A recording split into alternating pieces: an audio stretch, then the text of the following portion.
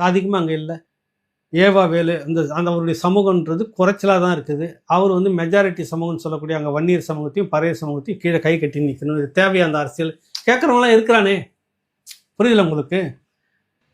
இப்போ இந்த இதெல்லாம் நீங்கள் கணக்கு பண்ணி பார்க்கணும். பெரிய அதிருப்தி வந்து இது உங்ககிட்ட எக்கச்சக்கமாக இருக்குது. நிறைய அதிருப்தி இருக்குது திமுக மேலே. இது ஒரு பக்கம்.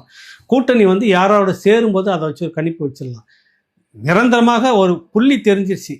தோல்விக்கான வாய்ப்பு காரணங்கள் நிறைய அடுக்கி வச்சிருக்கு திமுக. அதில் மாற்று கருத்தில் கூடுதலாக இந்த கூட்டணி பலம் சேருவது குறைவது இதை ஒட்டி இருக்குது.